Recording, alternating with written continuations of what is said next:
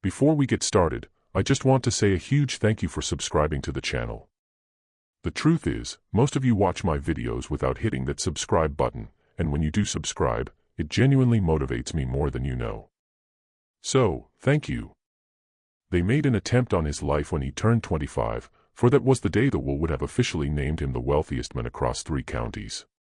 To them, he was nothing more than property, and allowing someone they had dehumanized to inherit such a fortune was simply unthinkable.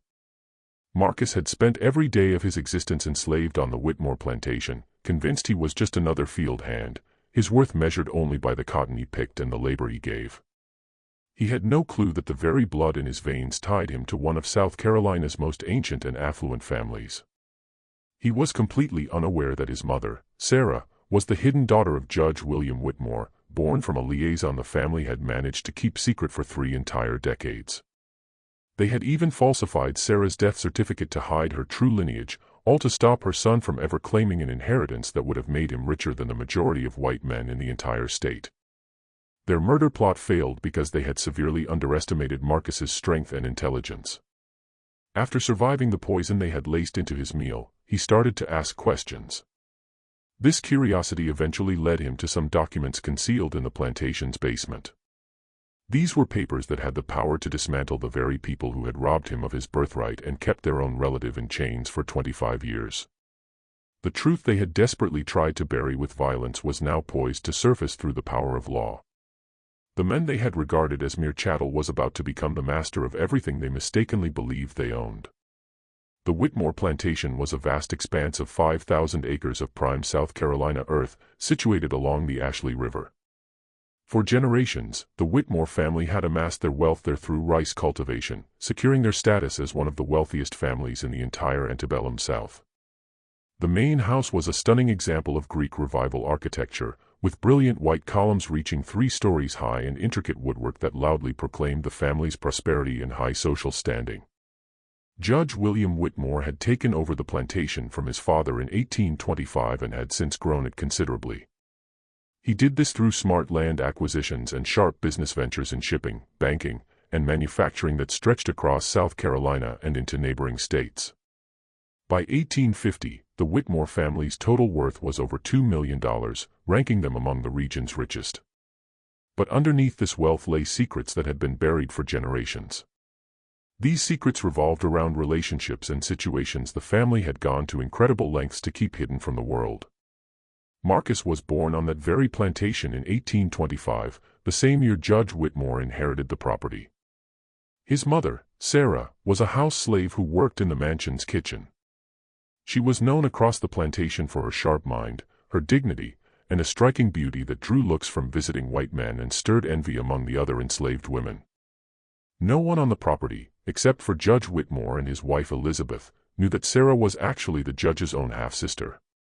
She was the daughter of the previous Judge Whitmore and a free woman of color named Catherine, who had been the old judge's longtime companion before he married a white woman from a prominent Charleston family. The relationship between the elder Judge Whitmore and Catherine had been carried on discreetly for over 10 years, resulting in 3 children who were acknowledged in private but never legally recognized. Catherine was given a house in Charleston and an income for a comfortable life. But the children's very existence was a closely guarded secret, kept to protect the Whitmore name and political standing. When the elder Judge Whitmore passed away in 1825, his will included provisions for Catherine and her children, which would have granted them significant inheritances and legal recognition of their family ties. However, the current Judge Whitmore suppressed that will. He was unwilling to recognize his mixed-race half-siblings, as their existence would have complicated his own inheritance and potentially damaged his political career. Sarah was brought to the plantation as a young child under the guise of being an orphan slave needing care. Her real parentage was hidden, and she was raised as an enslaved person, despite having a legal right to both freedom and an inheritance. This fraud was maintained through forged documents and the systematic destruction of any records that might reveal the truth about her family connections. Marcus was the child of Sarah and a white overseer named James Crawford. Crawford was let go from the plantation once Sarah's pregnancy became known. He left South Carolina and never learned about his son, believing Sarah was simply an enslaved woman with whom he'd had a brief, inconsequential relationship. The true complexity of Marcus's parentage meant he was connected to the Whitmore family through multiple bloodlines.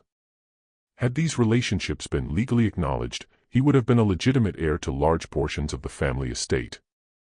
Through his mother, he was the grandson of the elder Judge Whitmore and the nephew of the current judge.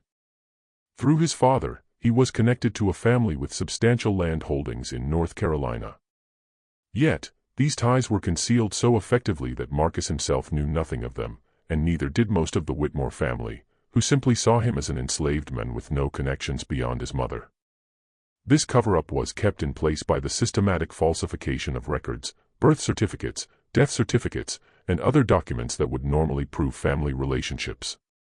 Sarah's death in 1840 provided a chance to create even more false documentation, further muddying the waters of Marcus's true origins.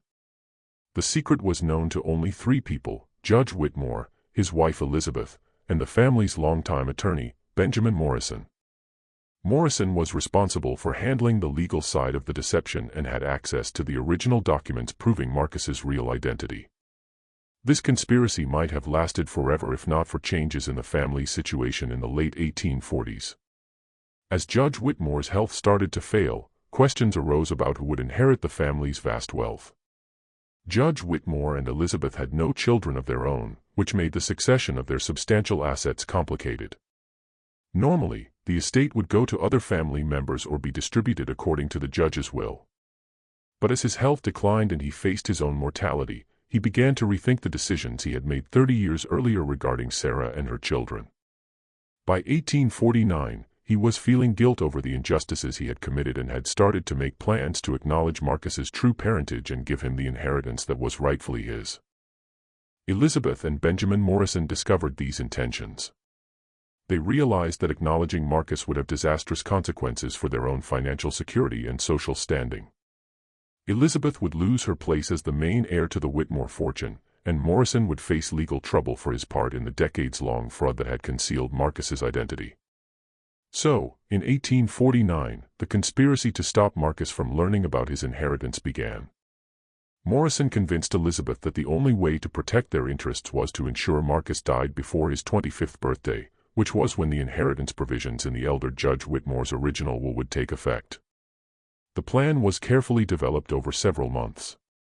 Morrison offered legal advice on how to eliminate Marcus without leaving evidence that would point to Elizabeth or other family members. They chose a method of gradual poisoning, designed to look like a natural illness, administered through the food Marcus received during his regular work assignments. The poisoning started in January 1850, 3 months before Marcus's 25th birthday, with small doses of arsenic mixed into his midday meals. The dosage was calculated to cause a slowly worsening illness that would appear to be consumption or another common disease often affecting enslaved people. But Marcus proved to be tougher than the conspirators had thought. His suspicions were aroused by the pattern of his sickness. It seemed to get worse after certain meals and better when he ate food he had prepared himself or gotten from other sources.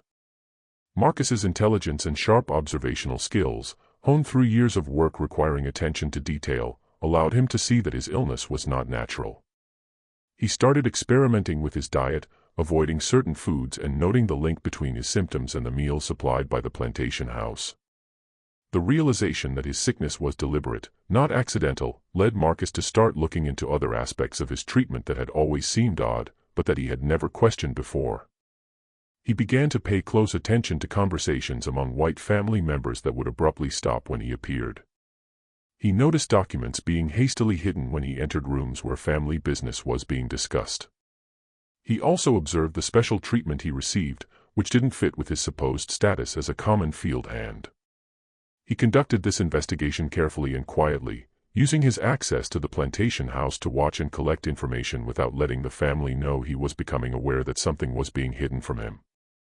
His approach was systematic and methodical, showing the intelligence and analytical skills he had developed. He understood that any evidence he gathered would need to be thorough and convincing to challenge people with significant power and legal authority. The first part of his investigation was to carefully observe the family members' behavior, especially noting conversations that halted when he entered and documents that were quickly put away. He kept a mental log of these incidents, noting dates, times, people, and any bits of conversation he could catch.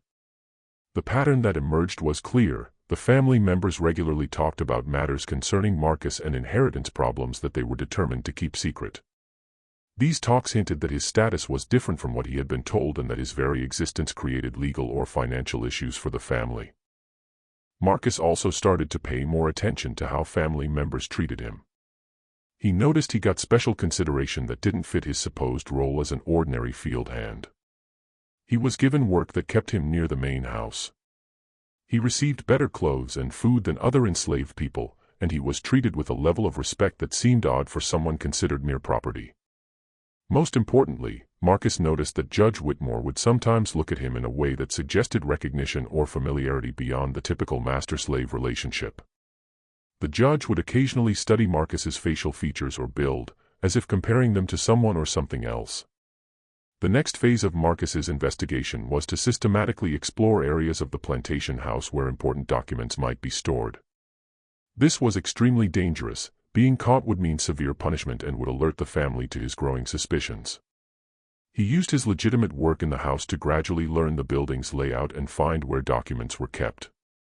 He learned the routines of the family members, noting when different areas were likely to be empty and when he could search without being caught.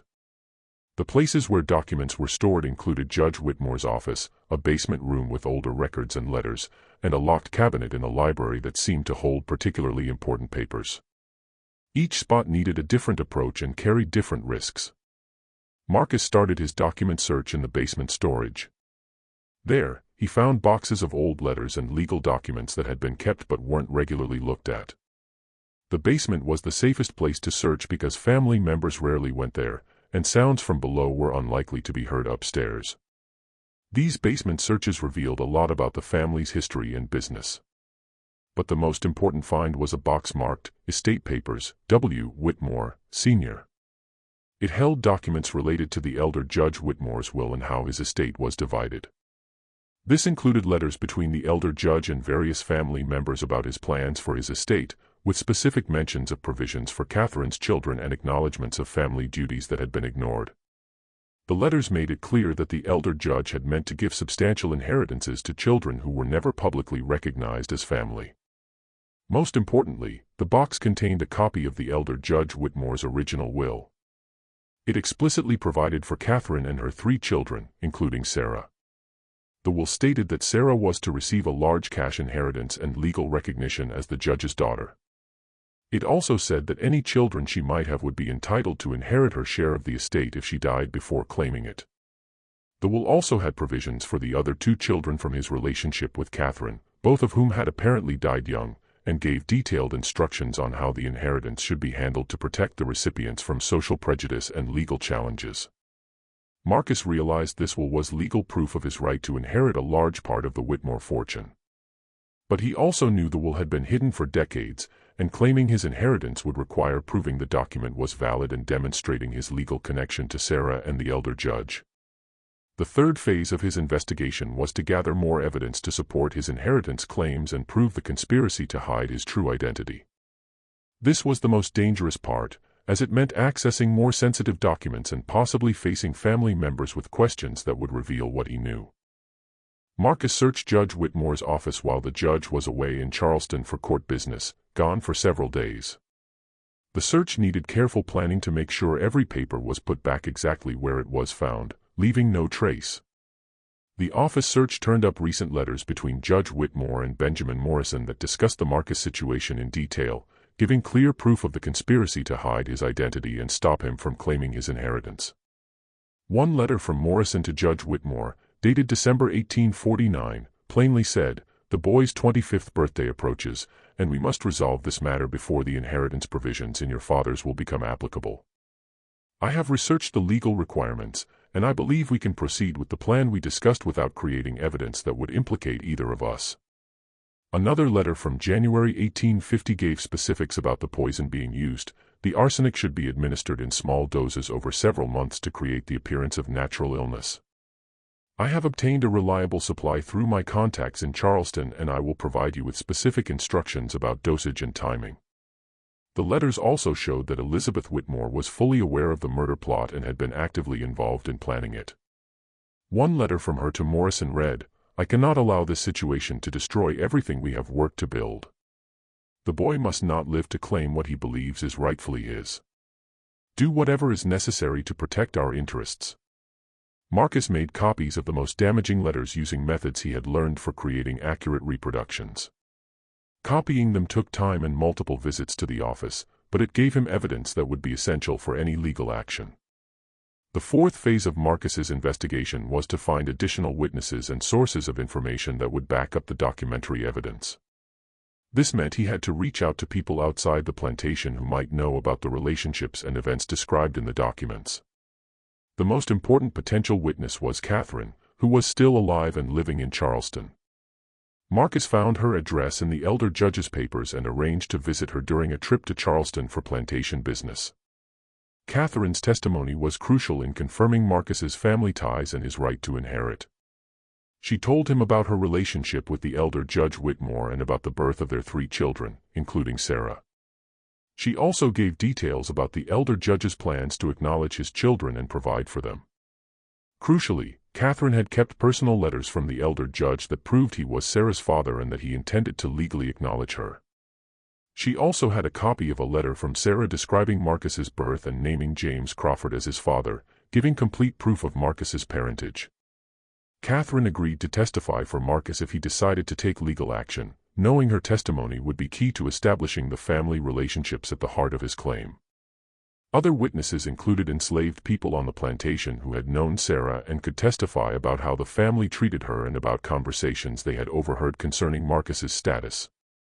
Several of these potential witnesses knew about the special treatment Marcus received and about discussions among family members regarding inheritance issues tied to his presence on the plantation.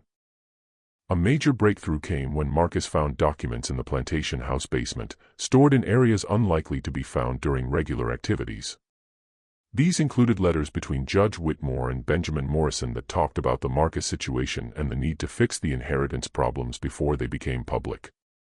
More importantly, Marcus found copies of legal documents, including his mother's real birth certificate, which listed her father as the elder Judge Whitmore.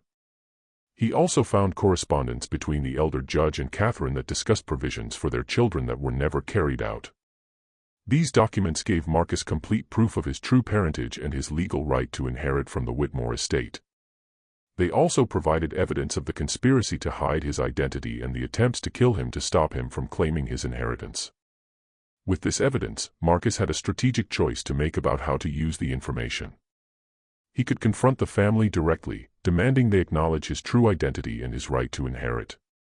He could try to use the information as leverage to negotiate for his freedom and some payment for the decades he had been enslaved. Or he could seek justice through the courts, if the evidence was presented properly. Marcus chose the legal route, knowing that a direct confrontation would probably get him killed and that private talks would likely result in a deal giving him less than his full legal rights. This legal strategy meant Marcus had to find competent legal representation and present his evidence in a way that would be accepted by courts that were naturally inclined to favor white plaintiffs over black plaintiffs in disputes over property and inheritance. Finding a lawyer was complicated by the racial dynamics of the legal profession in 1850 South Carolina. Most lawyers were reluctant to represent black clients against prominent white families, especially in cases that challenged basic ideas about race and family. Marcus approached his search for a lawyer systematically. He looked for lawyers with experience in complex estate cases and a reputation for professional skill rather than racial bias. He also looked for lawyers who would have a financial reason to take his case, knowing that a successful outcome could mean substantial legal fees. The lawyer Marcus finally hired was Jonathan Blackwood, a Charleston attorney who specialized in estate law and had handled cases with disputed inheritance claims. Blackwood was skeptical at first, but he was convinced by the quality and completeness of the documentary evidence Marcus had found. Blackwood's initial review of the case showed both strengths and challenges. The strengths were the solid documentary proof, the available credible witnesses, and the clear legal violations by the defendants. The challenges were the racial prejudices of the legal system, the social and political power of the Whitmore family, and the legal difficulty of proving inheritance rights that had been hidden for decades. Blackwood's legal strategy tackled these challenges with careful preparation, strategic timing of legal actions, and a complete presentation of evidence that would make the case strong even to biased judges and juries. Preparing the case meant more investigation to back up Marcus's evidence, interviews with witnesses to get their testimony ready, and legal research to find the best legal arguments for the inheritance claims and criminal charges. Blackwood hired private investigators to check the authenticity of the documents and find more evidence. The investigators confirmed the documents Marcus had found were real and hadn't been forged. They also found more witnesses who could testify about the relationships and events, including former Whitmore employees who knew about the cover-up. Most importantly, the investigators found evidence of similar cases in other states where mixed-race people had successfully claimed inheritances from white families. These provided legal precedents that supported Marcus's claims and showed such cases could be won despite racial prejudice. The timing of the legal actions was planned to have the biggest impact while giving the defendants the least time to prepare a defense or destroy evidence. The civil and criminal cases were filed on the same day, putting immediate legal and financial pressure on Elizabeth Whitmore and Benjamin Morrison. Filing them at the same time stopped the defendants from using the gap between cases to get rid of evidence or scare witnesses. It also created public attention, making it hard for them to use their social and political influence to squash the legal proceedings. The complete presentation of evidence was meant to overwhelm any defense and make the case compelling to judges and juries who might at first be skeptical of a black plaintiff's claims against a prominent white family. The evidence included verified documents, backed-up witness stories, expert analysis of handwriting and other physical evidence, and legal arguments based on established precedents and laws. Both cases were filed at the same time in Charleston courts in March 1850. This immediately caused problems for Elizabeth Whitmore and Benjamin Morrison, who now faced both civil and criminal liability for their decades-long conspiracy. Filing the cases caused a sensation in Charleston society. The Whitmore family had been prominent for decades, and the revelation of mixed-race family members and inheritance fraud challenged basic ideas about family and social standing. Newspaper coverage of the case was extensive and mostly favorable to Marcus, partly because of the strong evidence and partly because the public was interested in a story involving a wealthy family, hidden relationships, and attempted murder. The coverage helped build public support for Marcus's case and put pressure on the legal system to handle it fairly, rather than dismissing it due to racial bias. The cases also drew attention from lawyers and legal scholars interested in the precedents that might be set if Marcus's claims succeeded. The idea that a man who had been enslaved could successfully claim inheritance rights to a major plantation had implications far beyond this one case. Political figures throughout South Carolina and nearby states followed the case closely, knowing its outcome could affect wider debates about the legal status of mixed-race people and the recognition of family ties denied because of race. Elizabeth Whitmore's first move was to deny all of Marcus's accusations and claim the documents he found were forgeries made to support a fake inheritance claim. She hired a team of top Charleston lawyers to defend against both cases, led by Hamilton Gregory, known for his skill in defending white clients against accusations involving race. Gregory's defense strategy was to challenge the authenticity of the documents, question the witnesses' credibility, and argue that the legal basis for Marcus's case was unprecedented and shouldn't be accepted by South Carolina courts. But the strength of Marcus's evidence made these defenses hard to use effectively. The documents Marcus had found included letters in Judge Whitmore's handwriting, verified by multiple experts, and the pattern of evidence was too complete and consistent to be dismissed as an elaborate forgery. Handwriting analysis involved detailed comparisons by experts who looked at factors like letter formation, pen pressure, writing speed, and other traits that would be hard to fake convincingly. Chemical tests on the paper and ink confirmed they matched materials available when the documents were supposedly written and showed the right aging for documents of that age. Most damaging to the defense was the testimony of witnesses who knew about the relationships and events that Marcus's evidence revealed. Catherine's testimony was especially powerful because she could give first-hand information about her relationship with the elder Judge Whitmore and the birth and parentage of their children. Catherine testified for 2 full days, giving detailed and consistent accounts of events over several decades. Her testimony included specific dates, places, and conversations that backed up the documents and gave context for understanding the complex family ties. Several witnesses also testified about the special treatment Marcus had received all his life. A number testified that they had heard family members discussing inheritance problems and the need to prevent issues related to Marcus's status. Medical experts testified about the arsenic poisoning Marcus had suffered, providing scientific proof that deliberate poisoning had occurred and that his symptoms were consistent with arsenic given in small doses over several months. The medical testimony included analysis of hair and fingernail samples showing high arsenic levels, and expert opinions on the dosage and timing needed to cause Marcus's symptoms. The criminal case moved faster than the civil one because the evidence of attempted murder was so clear and strong.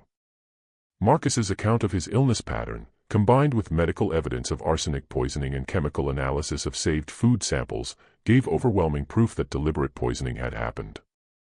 The criminal trial lasted 3 weeks and included testimony from over 30 witnesses. The prosecution presented a complete case showing not only that attempted murder had occurred, but that it had been planned and carried out as part of a larger conspiracy to stop Marcus from claiming his inheritance.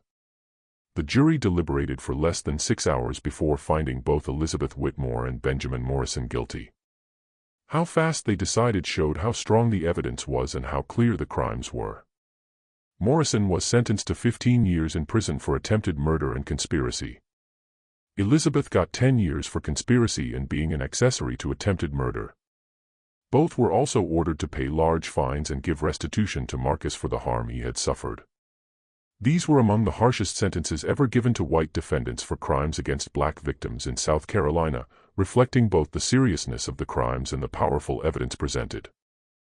The civil case took longer to resolve because inheritance law is more complex and the legal ideas involved were less established than the criminal charges.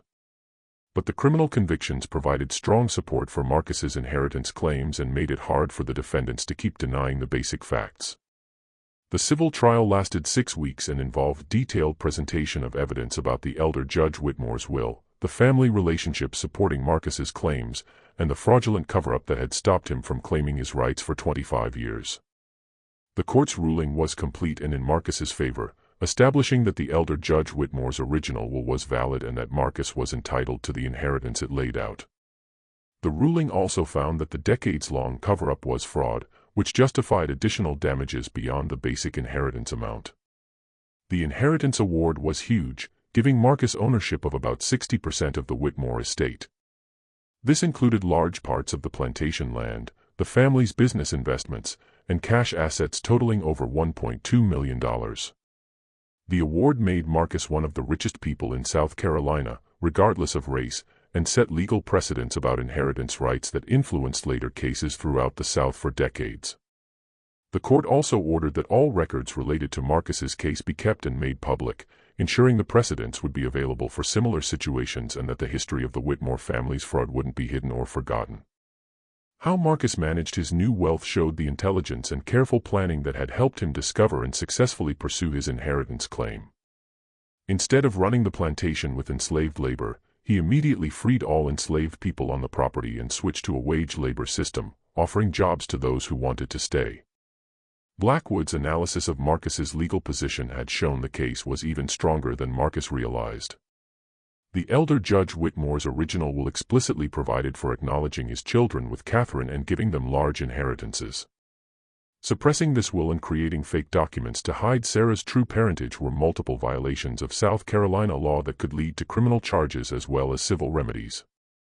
More importantly, the attempted murder of Marcus to stop him from claiming his inheritance added more crimes, strengthening his legal position and giving him leverage for good settlements, even if the inheritance claims were hard to prove in court. The legal strategy Blackwood developed focused on building the strongest possible case for Marcus's inheritance claims while also seeking criminal charges against the conspirators.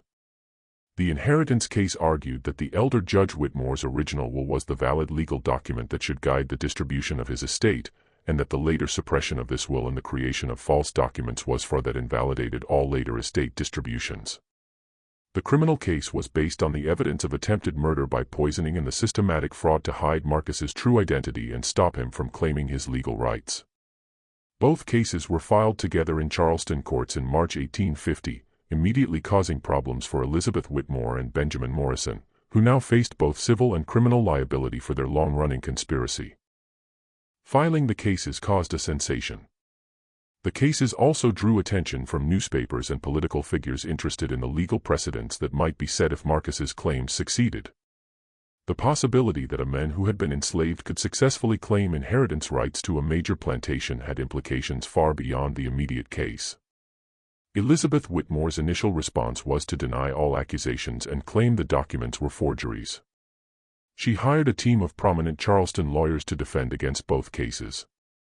But the strength of Marcus's evidence made defensive strategies hard to implement effectively. The documents Marcus had found included letters in Judge Whitmore's handwriting, verified by experts, and the pattern of evidence was too complete and consistent to be explained as an elaborate forgery. Even more damaging was the testimony of witnesses who knew about the relationships and events. Catherine was still alive and living in Charleston, and her testimony confirmed the key parts of Marcus's claims about his family. Additional witnesses included other family members who had known about the suppressed will and the hiding of Sarah's true parentage, but had stayed quiet because of threats and intimidation from Elizabeth and Morrison. The criminal case moved faster than the civil one because the evidence of attempted murder was so clear. Marcus's testimony about his illness pattern, along with medical evidence of arsenic poisoning and chemical analysis of saved food samples, gave overwhelming proof that deliberate poisoning had happened. Morrison was arrested and charged with attempted murder and conspiracy, while Elizabeth was charged with conspiracy and fraud. Both faced potential prison sentences that would effectively end their social and political influence even if they avoided financial penalties. The criminal trial lasted 2 weeks and resulted in convictions for both defendants. Morrison was sentenced to 10 years in prison, while Elizabeth got 5 years. Both were also ordered to pay large fines and give restitution to Marcus for the harm he had suffered. The civil case took longer to resolve, but the criminal convictions gave strong support for Marcus's inheritance claims.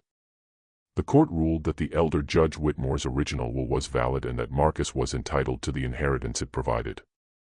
The inheritance award was huge, giving Marcus ownership of about half the Whitmore estate, including large parts of the plantation land, the family's business investments, and cash assets totaling over $1 million. The award made Marcus one of the richest people in South Carolina, regardless of race, and set legal precedents about inheritance rights that influenced later cases throughout the South. Marcus's management of his new wealth showed the intelligence and careful planning that had enabled him to discover and successfully pursue his inheritance claim. Instead of running the plantation with enslaved labor, he immediately freed all enslaved people on the property and switched to a wage labor system, offering jobs to those who wanted to stay. He also set up educational programs for formerly enslaved people throughout the region, using his resources to create schools and training programs that provided opportunities for people who had been denied education and skill development. The business investments Marcus inherited were expanded and diversified, with special attention to businesses that provided jobs and economic opportunities for black workers and entrepreneurs. Marcus became a major investor in businesses owned by formerly enslaved people and free black families throughout South Carolina and nearby states. Marcus's wealth and influence also allowed him to become a significant force in political and social reform movements working to expand civil rights and economic opportunities for black Americans. He provided financial support for legal challenges to discriminatory laws and practices. And he used his social standing to push for policy changes that would benefit formerly enslaved people. The story of Marcus's inheritance case became widely known throughout the South, inspiring other people who suspected that family relationships or inheritance rights had been hidden or fraudulently denied. The legal precedents from his case were cited in dozens of later inheritance disputes involving similar circumstances. The case also contributed to broader legal and social changes affecting the rights of mixed-race people and the recognition of family ties that had been denied or hidden because of racial prejudice.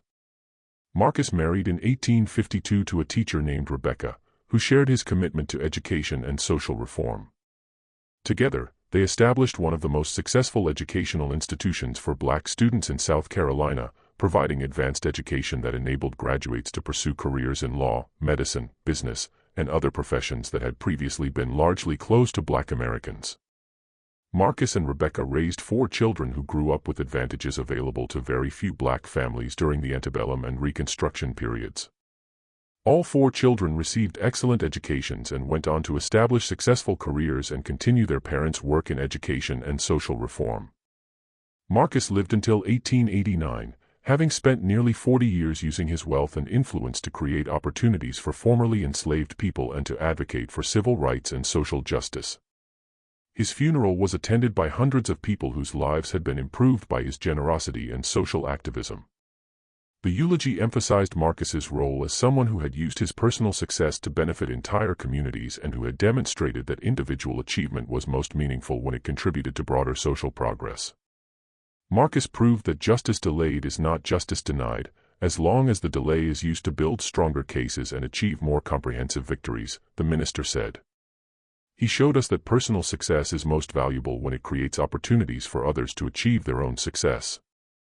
Marcus's will continued his commitment to education and social reform, establishing endowments for schools and universities that provided scholarships for black students and funding for programs that addressed racial inequality and social injustice. The endowments Marcus established were structured to provide permanent funding that would continue supporting educational opportunities and civil rights work for generations after his death. The total value of these endowments exceeded $500,000, representing the largest private commitment to black education made by any individual in the South during the 19th century. The educational endowments supported both primary education for children denied schooling and advanced education for adults who had the ability to pursue professional careers but lacked the financial resources for higher education. The programs included scholarships for students attending colleges in the North, support for teachers who wanted to establish schools in underserved communities, and funding for research and curriculum development that would improve the quality of education available to black students. The civil rights endowments provided funding for legal challenges to discriminatory laws and practices, support for organizations working to expand voting rights and economic opportunities, and resources for documenting and publicizing injustices that needed public attention to be addressed effectively. The Whitmore plantation was converted into a school and community center that continued to serve the educational and social needs of the region for decades after Marcus's death. The mansion that had once symbolized the wealth and privilege of a white family that had enslaved their own relatives became a symbol of justice and social progress, demonstrating the possibility of transforming institutions of oppression into institutions of liberation. The conversion process involved extensive renovation and construction that adapted the plantation buildings for educational use while preserving their historical significance. The main house was converted into classrooms and administrative offices, while new buildings were constructed to provide dormitories, dining facilities, and workshops for vocational training. The school established on the former plantation became known as the Whitmore Institute for Advanced Education, providing secondary education and college preparation for black students throughout South Carolina and neighboring states. The institute's curriculum was designed to be equal or superior to education available at white institutions, ensuring that graduates would be prepared for success in any career they chose to pursue. The institute also served as a teacher training facility, providing advanced education for people who wanted to establish schools in their own communities. The teacher training program included both academic preparation and practical experience, ensuring that graduates would be effective educators who could adapt their teaching methods to different environments and circumstances. The community center functions of the converted plantation provided meeting spaces, library facilities, and social programs that served the broader population of formerly enslaved people and their descendants throughout the region. The programs included legal assistance, job placement services, business development support, and advocacy for civil rights and political participation. Modern historians who have studied Marcus's case note that it represented one of the most successful examples of legal resistance to the systematic oppression and exploitation that characterized the antebellum period. His achievement demonstrated that the legal system could sometimes be used effectively to address historical injustices, even when those injustices involved fundamental challenges to racial hierarchy and economic inequality. The legal strategies developed for Marcus's case influenced the work of civil rights lawyers for generations, providing precedents and methodological approaches that were applied to subsequent cases involving discrimination, fraud, and denial of legal rights. The inheritance case established important precedents about the recognition of family relationships that had been denied because of racial prejudice and about the legal remedies available when such relationships were concealed through fraudulent means. These precedents were cited in numerous subsequent cases throughout the South and other regions where similar issues arose. The criminal case established precedents about the prosecution of white defendants for crimes against black victims, demonstrating that such prosecutions could be successful when supported by compelling evidence and competent legal representation. The sentences imposed on Elizabeth Whitmore and Benjamin Morrison were among the harshest ever given to white defendants in such cases, establishing standards for accountability that influenced subsequent criminal prosecutions. Educational institutions established by Marcus continued to operate well into the 20th century, producing graduates who became leaders in civil rights movements, business and professional careers, and social reform efforts that extended the impact of Marcus's initial success across multiple generations and geographical areas. The Whitmore Institute graduated over 3,000 students during its 7 decades of operation, including individuals who became prominent lawyers, doctors, teachers, business owners, and political leaders throughout the South and other regions. Many graduates established their own schools and community organizations, multiplying the impact of Marcus's educational initiatives. The institute also influenced educational policy and practice throughout the region, demonstrating that black students could achieve academic excellence when provided with adequate resources and high-quality instruction. The success of the institute's graduates challenged stereotypes about black intellectual capabilities and provided evidence that supported arguments for expanding educational opportunities. Business enterprises established or supported by Marcus continued to provide economic opportunities for black entrepreneurs and workers throughout the late 19th and early 20th centuries. The network of businesses he supported created a foundation for black economic development that sustained communities during periods when other sources of employment and investment were unavailable. The business network included manufacturing enterprises, retail establishments, transportation companies, and financial institutions that provided services to black communities while also creating wealth and economic independence for their owners and employees. But the most important legacy of Marcus's story was not financial or institutional, but philosophical, proof that systematic oppression could be overcome through intelligence, persistence, and strategic use of legal and social institutions that existed to protect rights and provide justice. Marcus had been enslaved by people who were literally his own family members. People who had stolen his inheritance and attempted to murder him to preserve their fraudulent claims to wealth that rightfully belonged to him. But he had overcome these injustices not through violence or revenge, but through careful investigation, strategic planning, and systematic use of legal processes that ultimately provided him with justice that was comprehensive and permanent. His success demonstrated that the difference between victim and victor was usually not a matter of circumstances or luck, but a matter of intelligence, persistence, and the willingness to use available resources and institutions effectively to achieve justice that might seem impossible, but was actually just difficult. The hidden heir had discovered his true identity and claimed his rightful inheritance. But more importantly, he had used that success to prove that justice was possible for anyone who was willing to work systematically and persistently to achieve it. The family that had tried to steal his birthright and murder him to protect their fraud had been exposed and punished, while the wealth they had tried to steal had been used to create opportunities and institutions that benefited thousands of people who had faced similar injustices. Marcus had transformed personal victory into social progress, individual success into community advancement, and historical injustice into contemporary opportunity for people who understood that freedom was not something that could be granted by others, but something that had to be claimed and defended by people who were strong enough to fight for it and smart enough to win. The blood that connected him to wealth and privilege had been denied and concealed by people who preferred to treat